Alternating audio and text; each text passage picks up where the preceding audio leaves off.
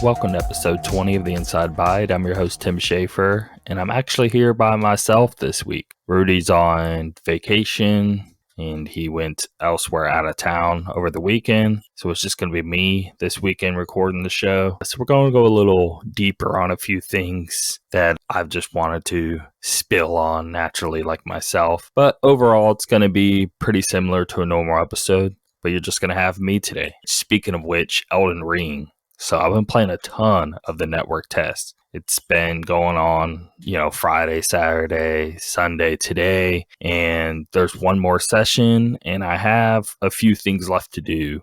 Basically, I've scoured every little inch, little cranny of the map, and I feel I have found everything there is to do. There's 2 more tasks for me to do. There's like a little cave by the dragon. There is one more spot, and believe me, I'm going to be vague because we're not, you've seen the dragon already, okay? So calm down. And then there's one more little area that I've already cleared through. There was just like a little smaller side boss thing throughout it, but I cleared the main boss in that area, and then I've also ran past him and got the item.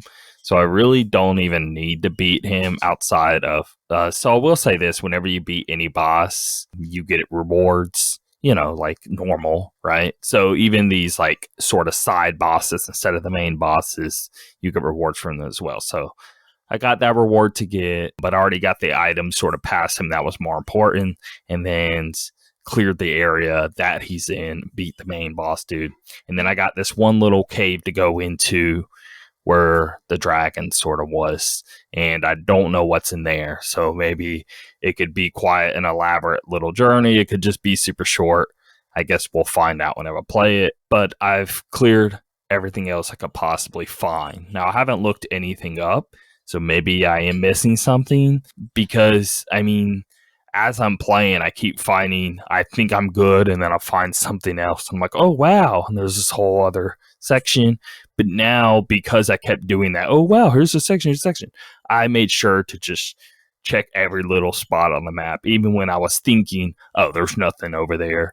Every time I thought that and I went, there was something there. And that's what makes this game so good, is because there's so many times to where I go off, and the last thing I'm doing is expecting something, and I don't know why. I guess I'm just thinking about other games and how they handle it, but I'm telling you, like, it is very, very, very dense with tons of spots in every little place, which is amazing. Breath of the Wild was pretty good at this, always rewarding you for just going to some crazy spot. Oh, it's raining horribly, and you're trying to climb up this thing, and why? It doesn't even look like anything's going to be there, yet there's something there. So it's pretty awesome that Elden Ring takes that even further. It is very, very, very dense with enemies, things to find, secrets, all of that. Feels a lot like when you're playing, which Breath of the Wild did. I guess that's where it got its inspiration from, but a lot like the original Zelda.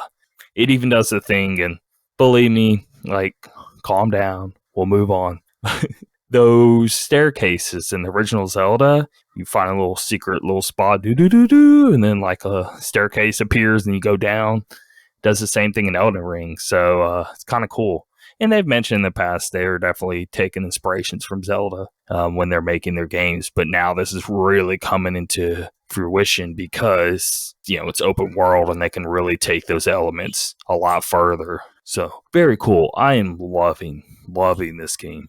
I'm very shocked on how much I'm liking it. Now, I'm pretty new to this Demon Souls, Dark Souls, Bloodborne sort of games. I have played 3 of them now. Well, I guess 4 if you want to count Elden Ring. But I've only started, it hasn't even been 2 years. And they've been out far longer than that. So I'm still pretty new to it all. Once I got the hang of, like we've said in the past, once I got the hang of 1 and started really liking it, then I just started playing more and more. Dark Souls 2, I don't know if I'm ever going to play that. Bloodborne, I'm waiting for the patch for that. But I played and beaten Demon Souls, Dark Souls 3, and there was one other. Now I can't even think. Oh, I'm getting close to beating Sekiro. That's what it was. Anyway, Funny enough, I'm actually playing that on Stadia, and you might be like, ew, gross, especially because it's so fast and fluid, and you want 60 FPS, you want it to run really well because it's really hard. And I'm telling you though, don't knock it till you try it. Play Sekiro on Stadia, and you'll see what I'm talking about. But I mean, a quick Google search, you'll see a bunch of people. That's probably the best thing ported to Stadia, to be honest.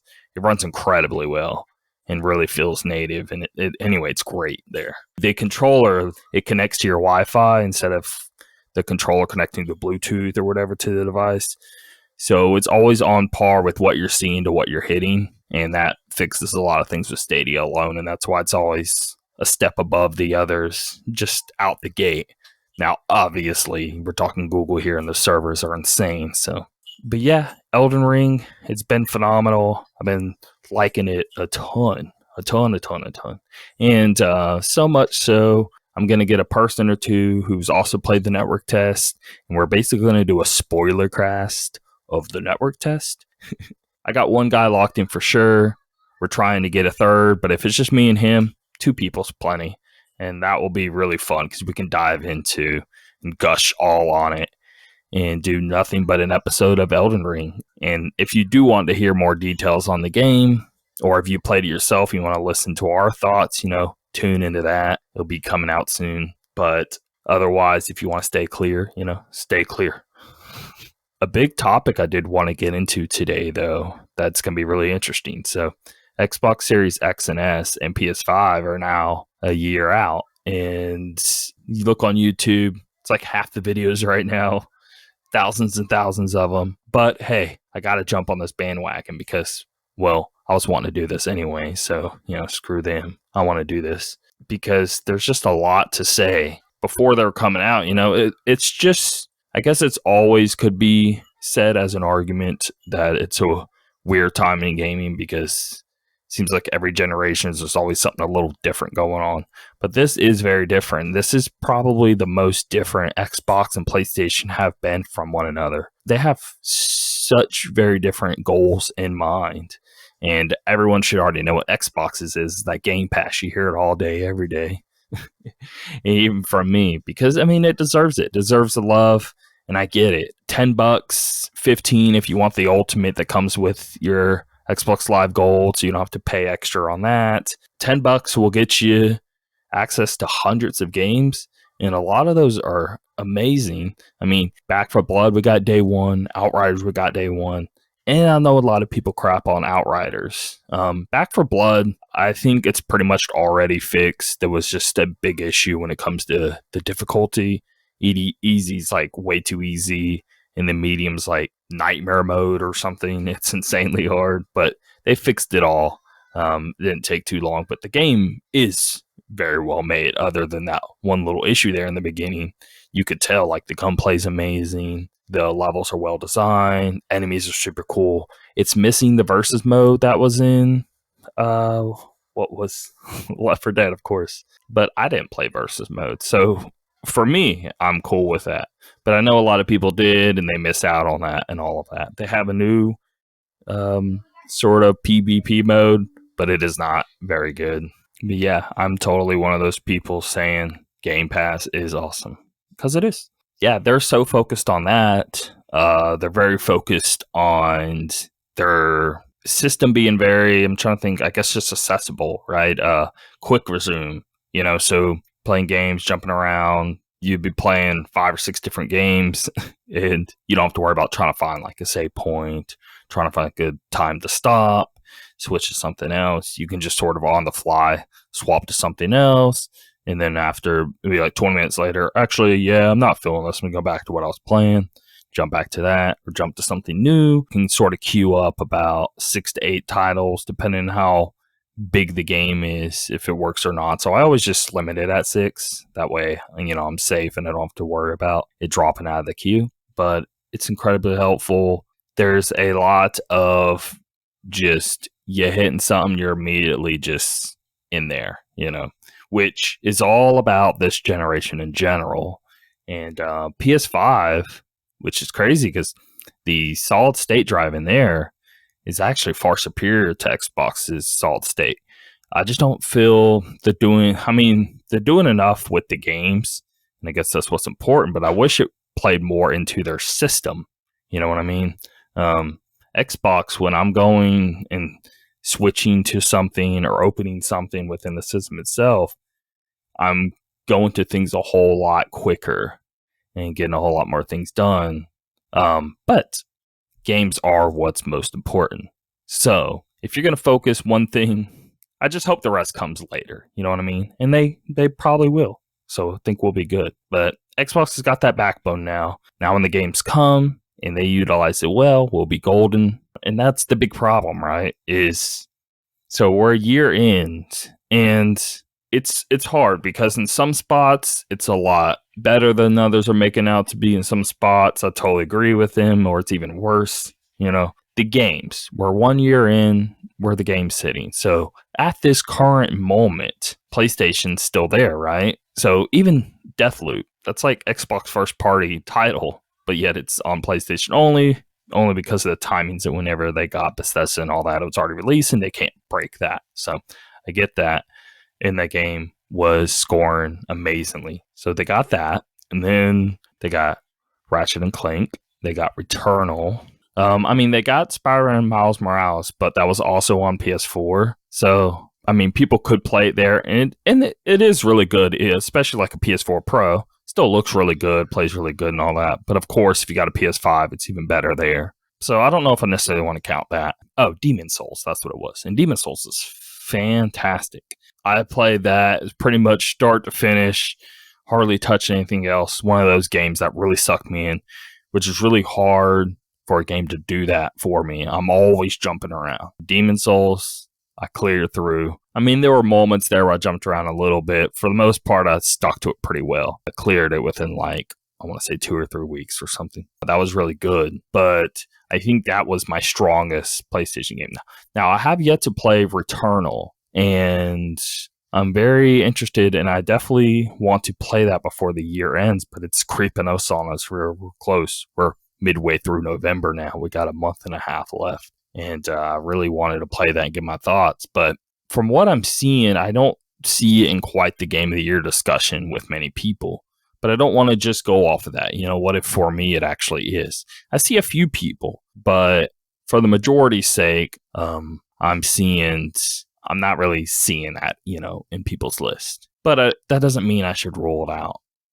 Because, for example, Tales of Arise, I'm not really seeing that in some people's lists. I see it a little more than Returnal, but Tales of Arise for me is definitely on my discussion of, oh my God, this is one of the best games I played this year. And forget all of that. I mean, this is just, Tales of Arise is just one of the best games I've played in years, especially in the JRPG genre. I feel it's been kind of weak lately. They've been really good with sort of classic JRPG genre style games, but anything modern, this is the first big modern one. And looks great, plays great, all that stuff. But let's get back to the point here.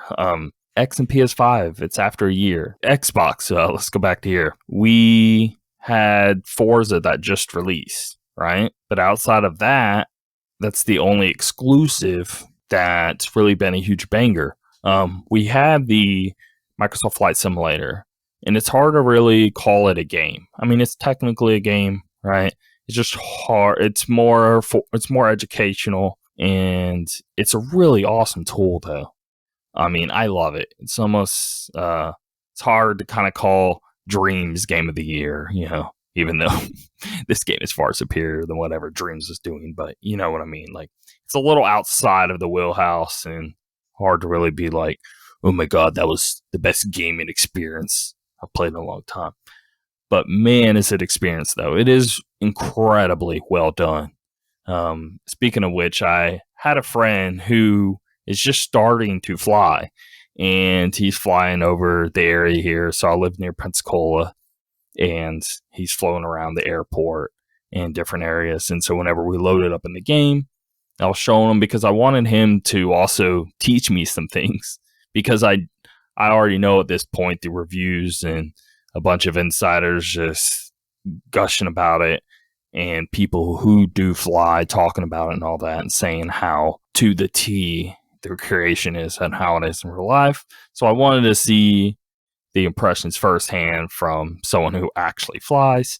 He came over and tried it out, and yeah, sure enough, he was just saying, "This is it. This is we're here, boys." The only things he was complaining about was the controls, which makes sense because he was going on how when you're actually flying and using the flight stick and that resistance there with the stick, when you don't really feel that when you're just holding the controller, it's very weird. So it's not going to be the same there, and it kind of puts you out of the experience a lot. So kind of really makes me want to get a flight stick, because he was saying it was such a huge drawback just because of that one thing alone. But once he started messing with more and more, he got over it and really started to enjoy. And when he was up there over the same spots that he had flown, he's like, wow, I mean, this is how it looks. He was questioning if it was just like maybe pictures taking of real life or whatever. I was like, no. It's I think it's pulling data from. Is it Google? Did they switch? Or are they still using their Bing satellite things? I don't know how they're doing it, but anyway. So they had that. Xbox just released Forza. Forza's probably best reviewed game this year, so that's no small little thing there. I'm playing it a ton. I'm loving it a ton. So that's huge.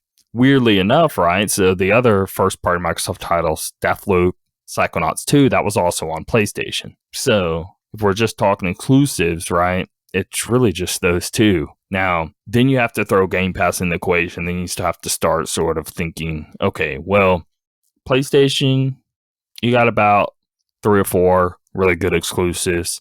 Xbox, about 2. Now, if you have Xbox, you have access to Game Pass, and you get hundreds of games on there. And some of them really amazing day one things. Even if it wasn't day one, still amazing games dropping constantly on there. But even from a smaller title, that Ninja game by Yacht Club, I can't even remember the name of it, but I played and beat that, and that game was so good. Think like The Messenger, like Ninja Gaiden, but I think this was a lot closer than Ninja Gaiden than even that was, and I think a better game too. Cyber Shadow, is that it? So you get small things, you get the Outriders, you get the Forza, Halo here very, very soon. And this is going to be a big thing. So this is going to sort of turn the tides of talk when it comes to like, well, they don't have any games because, okay, well, they had Flight Simulator, which is like 10 out of 10s ordeals. Forza, 10 out of 10 ordeals. Then to have Halo here, we don't know how this is going to do. But if this does as well as those, I mean, that's 3 bangers now. They're all sort of the end of the year here. But now you can compete that with PlayStation's offerings, I feel. Because Ratchet and Clank ain't no 10 out of 10 talks. It's sort of like 8. Some people gave it 9 something. It's a good game. It's a really good game. It's just, fun and whimsical. Not really like life revolutionary stuff. Very, very pretty, though. I feel Returnal, honestly, has a stronger showcase to really prove people the power of PlayStation than even Ratchet does, even though Ratchet looks better. The controller goes a long way in Returnal. The controller, that's a huge, huge, huge thing on PlayStation when this first year. That's a lot of talk, and deservedly so. That controller's amazing. So I'm very big into racing games, and I've been playing Forza a ton. But Dirt 5 on PlayStation 5 is phenomenal because you have the haptic feedback with the triggers and how you're taking the turns. You can really feel and be really precise with how you want to handle the car far more than you would otherwise. It gives you an incredibly good advantage on getting the feel of the vehicle. And it really goes a long way, and I really enjoy it. But again, I'm a big racing car guy kind of deal. But weirdly enough, only when it comes to video games, I'm not big into mechanics personally, or I'm not big into like having a super nice car and all that. But ever since PS1 days, Gran Turismo 1, especially Gran Turismo 2. Ever since then, I've just been really obsessed with racing games. And I feel they've only just keep getting better and better. I mean, the Dirt series that came along recently, love them. Dirt 1, Dirt 2, grid games. Project Cars, I was kind of iffy on. Wasn't too huge on it. But Forza Horizon is really stepping it up. I mean, I was really into 4. But 5 is just a whole nother league. I mean, does everything 4 does, plus a ton of new stuff. And it just looks phenomenal.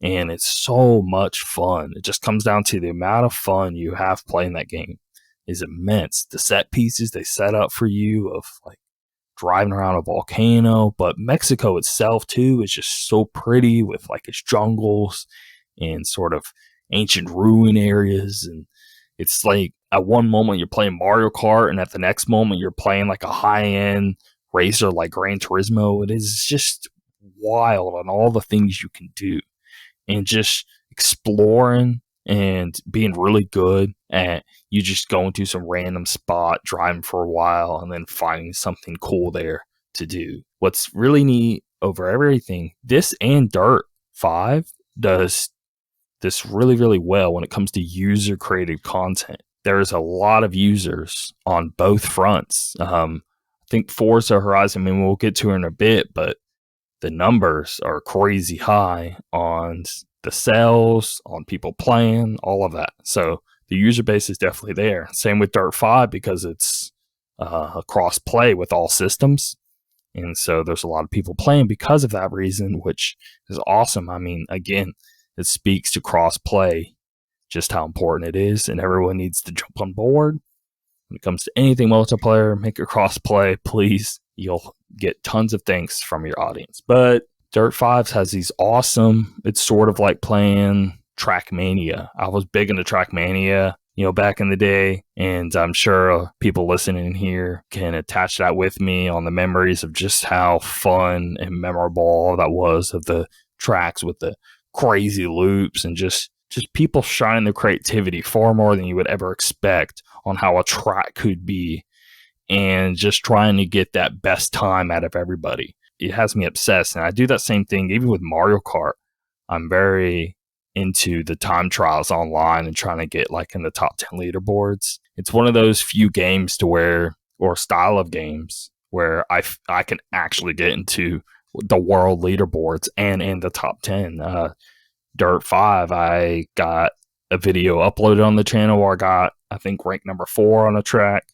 I have another where I hit rank 12. I'm trying to get that down to below 10.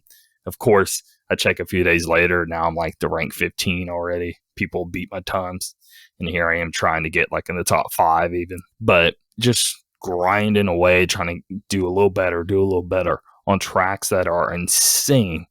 I mean, the last track where I hit rank 12, it's like a Halloween style track.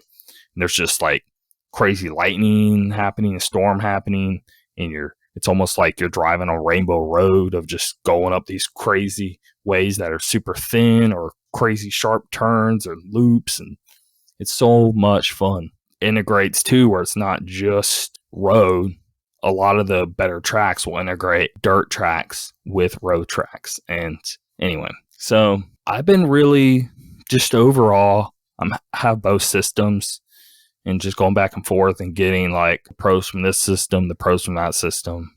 I would say they're both totally worth it. In no way are you going to buy a next-gen system, an Xbox Series or a PlayStation 5 and feel disappointed. I just can't see that happening. Where times in the past, depending on what you like, what you don't like, what type of gamer you are, you could really go wrong in the past.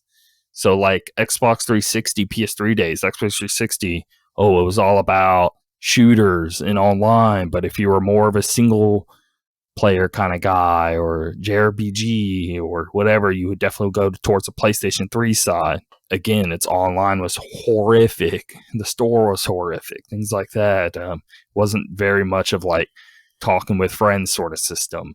But obviously with 4, now even of course with 5, things are in a way better shape. And that's no longer a thing anymore. But when you come to these generations, like the downfalls were really major in how you were. Now, I said earlier, these systems going to be more different, and that's true. But what I'm saying is, you, depending on what type of gamer you are, you don't have to worry about that when it comes to these systems. It's all there for either one. You like JRPGs, they're going to be there. Okay. You like Western RPGs, they're going to be there. If you like, they have their pros and cons when it comes to all of that, but it's far more minimal than what it was if you go back to Super Nintendo, PS1 days, GameCube versus original Xbox versus PS2, stuff like that. Far more diversity within its libraries on what kind of games you like and don't like. That's no longer an issue anymore in today's world, which is awesome. I love that that's a thing, at least. You know what I mean? The functions of these systems, they offer a lot of different things. Like, and the quick resume is huge. And until you just use it and really get into the groove, even in the beginning, like, I was very hyped. I'm like, oh, this is really neat, you know? But months later, you're realizing the promise of it, of like, this is game changing. I mean, this is something I wish when I'm using my PC, I just click on a game and I'm just right back where I was at. I mean, within seconds. And it's not even just like, a lot of people are thinking like, oh, well, you know, I load a game on PlayStation. It doesn't take long at all, second 2 or 3, and I'm in the game. That's not what I mean. I'm meaning you're right where you were at whenever you switched out of the application. Very different, very different. Now you're back to wherever the game, you know, last save point, wherever it may be, right? There's very few games where you were talking to a person, you quit out of the game, you know, you launch it back up, you're back to talking to that person. You know what I mean? It's very different. I've been loving Quick Resume. So a lot of the systematic things on Xbox size are a lot better. And then Game Pass is phenomenal too. So they got a lot of great games there. They got a lot of great systems that work to really make it like super easy for the player. And it's been really enjoyable because of that. And then the PlayStation side, it's the controller and it's their exclusive games. And I feel, I mean, that's why I have both. There's no way I could sacrifice one or the other. But at least Xbox is now stepping up to the plate when it comes to the games. Because again, the Flight Simulator, that's iffy, right? So let's throw that out. So it's really just the Forza that just came out and then the Halo that's about to come out, right? So like 2 to 4 right now. You know what I mean? It's looking like things are definitely about to shift because all of these studios now have, hey, they're making games, but they're going to start coming out here in a moment. We're going to be in a totally different sort of conversation here next year. So, which excites me for year 2 talk, you know, game of year 2 talk. Where are we sitting at now? So that's going to be really cool. And it's weird. Microsoft first party games this year, Halo Infinite, Forza Horizon 5, Psychonauts 2, Deathloop. Those were all made by Microsoft Studios, and they were all 9 or above in the reviews. And phenomenal games. So I've already proved they have the stuff to make good games within their studios.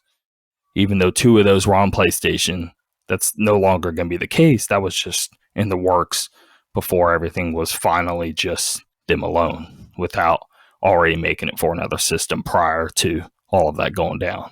Because Double Fine is now Microsoft only now. Deathloop was made by Bethesda. And unless, you know, maybe a Deathloop 2 could also do PlayStation because of that weird legacy thing of, okay, well, legacy titles will come to PlayStation, but new titles won't. Does legacy mean sequels? You know, they weren't really clear on that. Anyway, just wanted to go over that first year and ultimately say it's been a great year in gaming, which is very weird because of all the COVID things, a ton of stuff getting delayed. And speaking of next year, it's going to be even more wild because a lot of things got even pushed out of this year, but yet we still had a great year, I feel. Next year is crazy. God of War, Horizon. See, those are those strong PlayStation titles, you know? And then there's that Arcane, was it Redfall game? What's it? Sacrifice? Somno Sacrifice. Hellblazer, Hellraiser. You know what I'm talking about.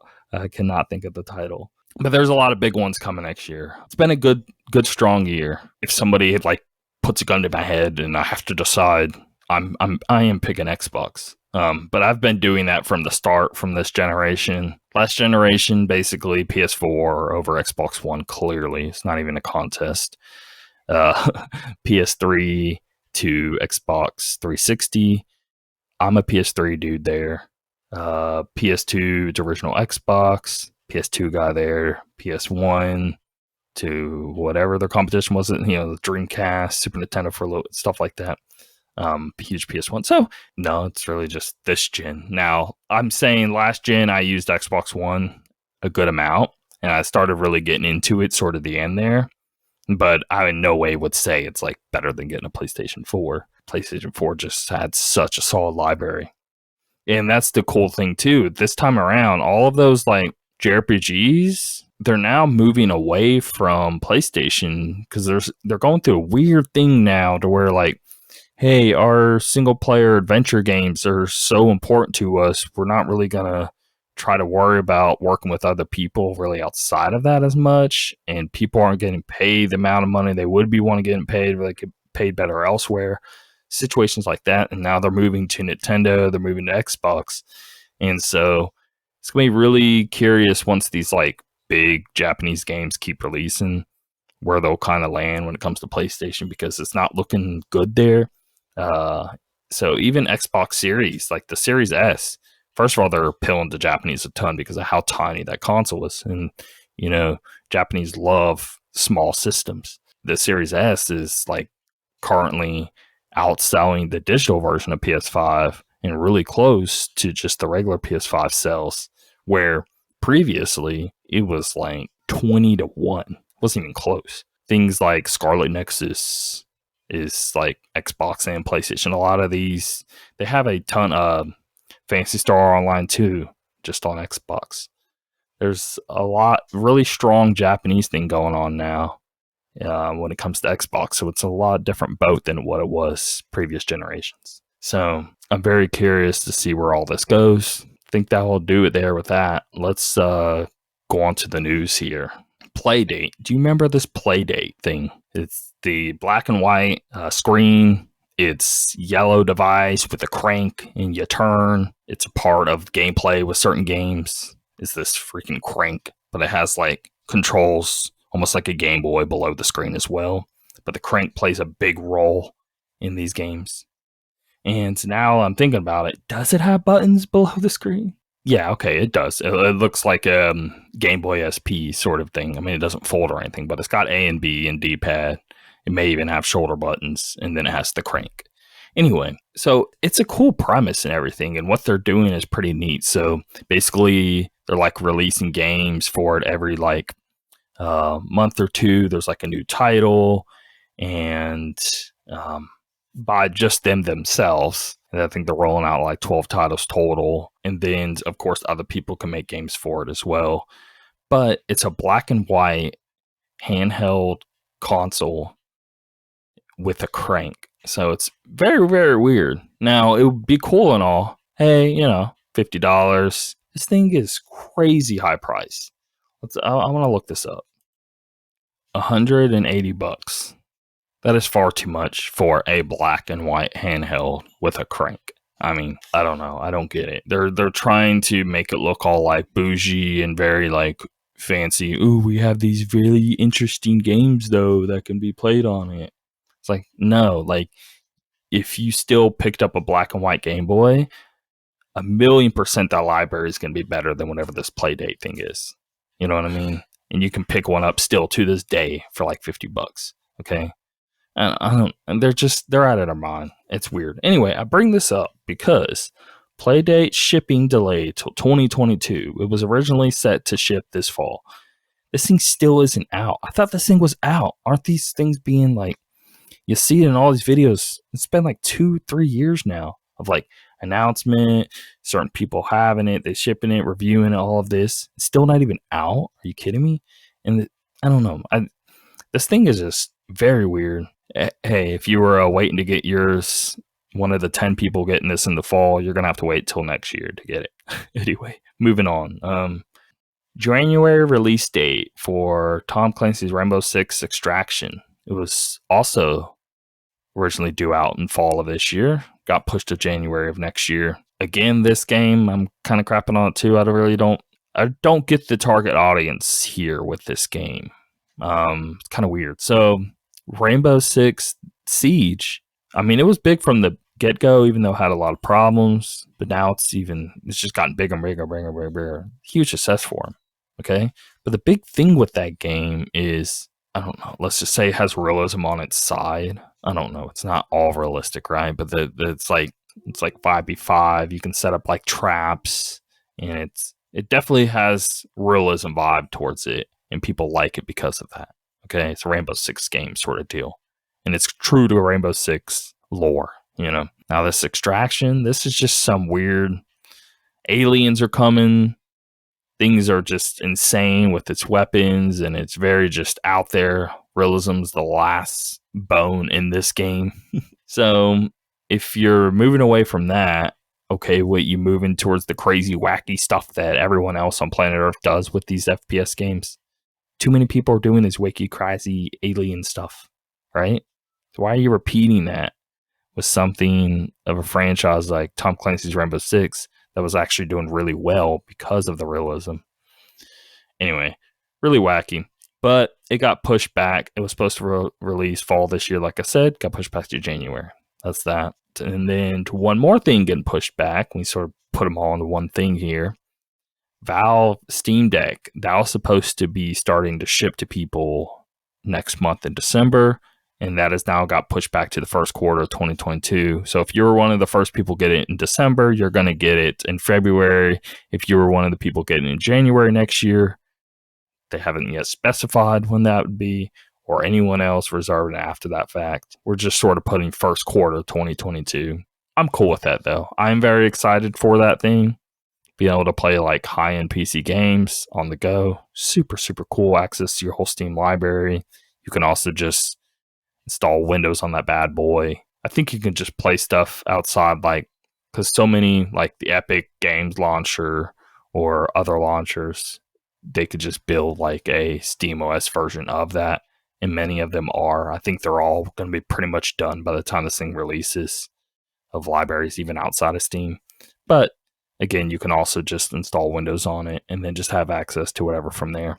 Now, I want it because I feel you're going to lose like optimization of games, because this thing is using SteamOS to get the best optimization out of these games as possible, and everything's sort of catering towards that. So I would say just stick to that. And if you're missing some certain game or some certain launcher, I would just sort of like deal with it at the moment, because how many games does Steam have? You'll be all right.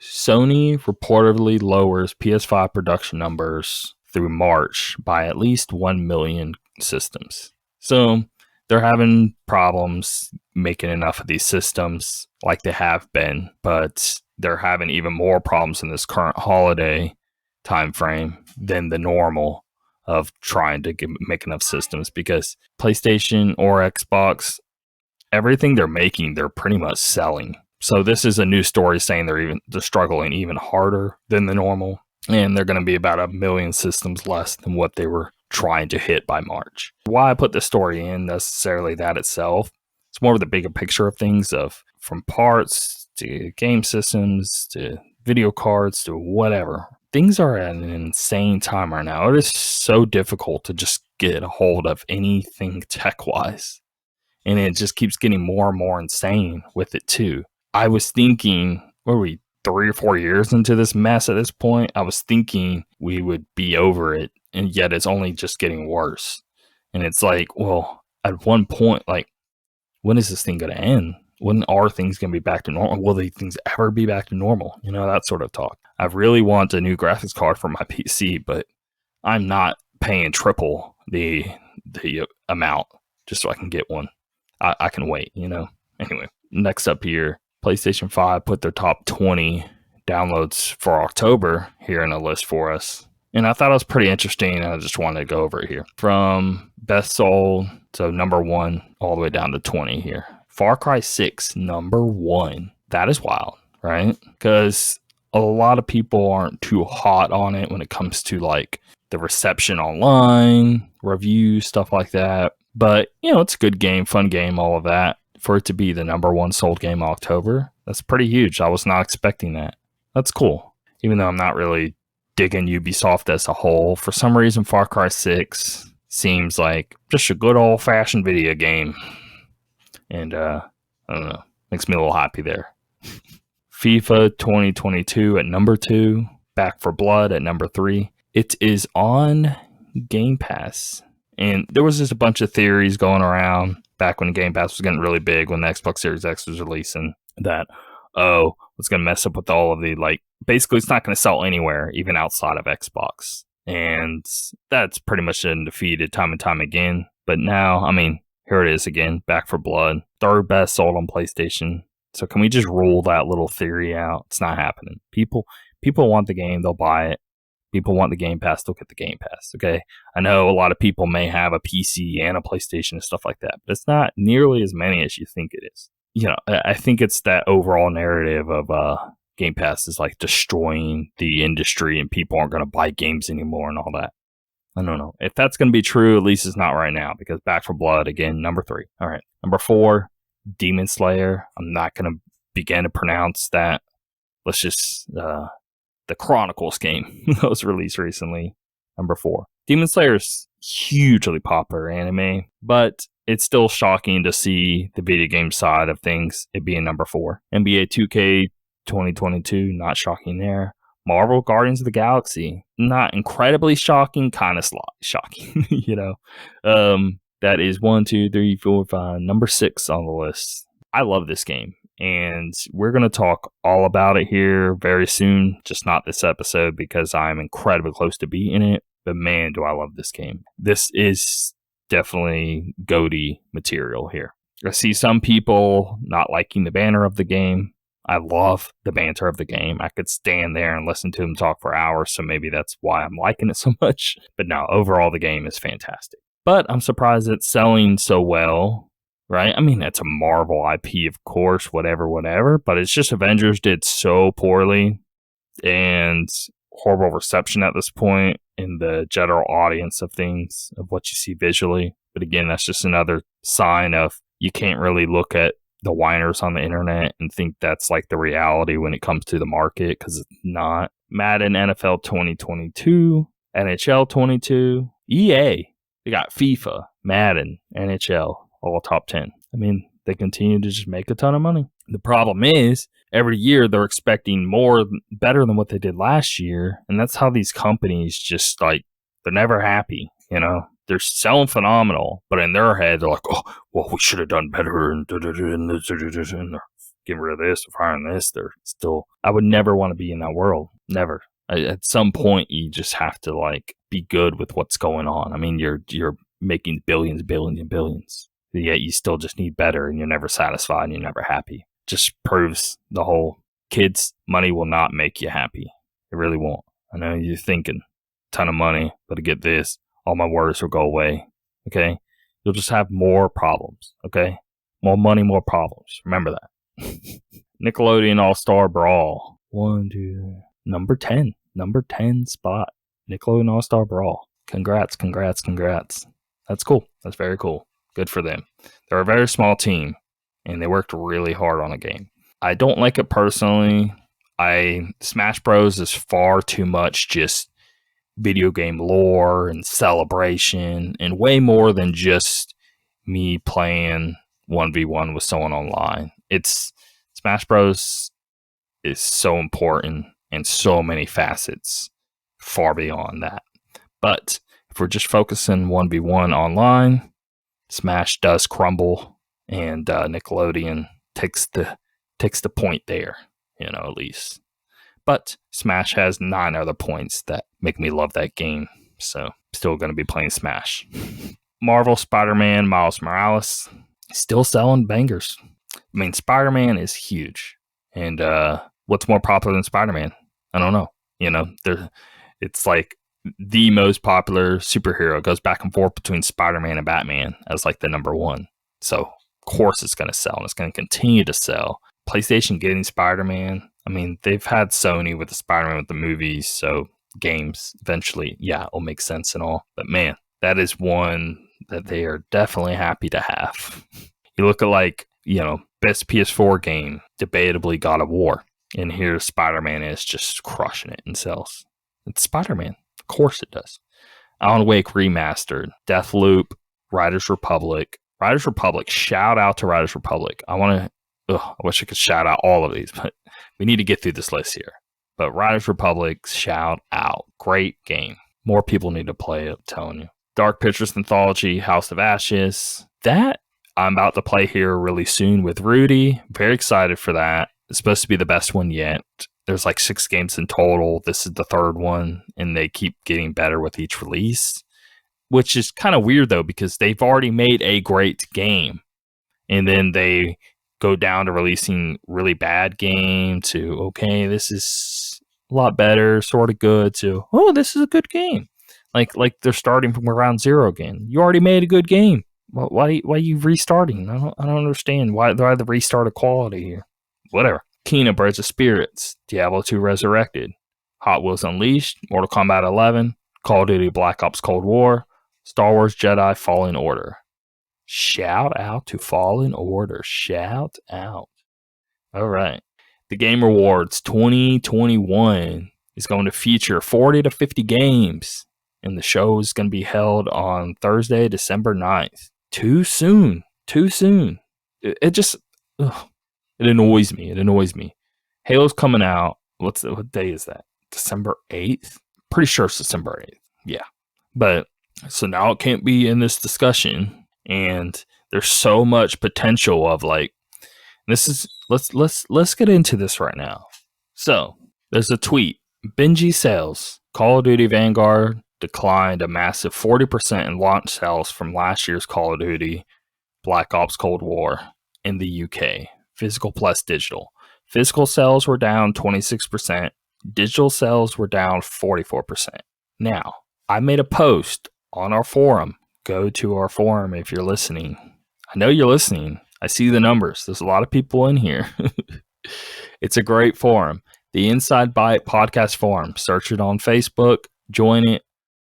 A lot of activity there. Fun times. Anyway, posted something there. I'm just going to reread my post. Every time a new Call of Duty looks terrible on all fronts, yet it still sells insanely well and even somehow better than the last. Maybe, just maybe, this is a rejection on all markets and people have finally spoken with their wallets on just how meh this latest COD is. Then we have the new Battlefield, also not looking very hot, with Halo Infinite around the corner and getting tons of praise with its multiplayer. I think this is a recipe for Halo to reign supreme this holiday season. It's got a good chance, boys. It's got a very good chance. Things are falling apart around it. It's got the runway. People have already played the previous tests and love it. The previous test of Battlefield and Call of Duty went horrible. We're looking good. I just really want Halo to do well. I mean, they've been at it for so long. And hasn't been nearly as big, as those 360 days. And I'm just really looking forward to just another awesome Halo game again. And we may be getting it. And everything's falling apart around it, so it can shine even brighter. It's free to play multiplayer on top of that. And there's rumors, very, very strong rumors. I'm recording this on the 14th, that the 15th, they're doing 20th anniversary for Xbox, and they may be dropping, Halo multiplayer, play it today, just shadow dropping it right during the show. Now, I see it even being a closer, whatever, but very strong rumors of it. I believe it. Weirdly, I don't know. So, yes, multiplayer and campaign are separated, but when you look in the Game Pass thing, it only will show the Halo multiplayer, but it doesn't show the campaign version. Why? Maybe this is why. Because it's just in the coming soon. I feel it is coming soon. Sooner than the campaign. And we're going to get it the 15th. I'm going to will it into existence. There's a bunch of good rumors out there with a ton of really important information on why they think it's real. Saying that to say, back to the Game of the Year awards. Now Halo can't be a part of that. And it could just be the best game of the year. And it's a show called Game of the Year. Yet we're just going to, let's just make sure we do it early enough. Like, they screwed over Smash Ultimate as well. Dude, Smash Ultimate is insanely good. It's like one of the best video games ever created kind of level. But, we need to get this Game of the Year awards out in time and do it early. That way the huge big game doesn't win. Like, come on, bro. Just do it later. Do it the 25th. Do it the 29th. Do it in January. Why are you cutting out very important games? Now games have to release earlier and force their team to work faster so they may win the Game of the Year by this show. It's not that important to them, okay? They're not going to go that far. It's important. It helps a ton, but it's not that important. Just push your date back. Help us all out. What are you doing? It's just stupid. It's just stupid. What? I'm very curious. What is the reasoning December 9th? There's got to be some money reason, right? What? Some advertisement things can't really work with you there? Why? Why couldn't? I don't think that's the case. There's very curious. Very curious. Anyway, that's stupid though. So there goes that. And then I'm sure Halo's even going to be a part of the show, because they're going to be doing it while Halo apparently is already out.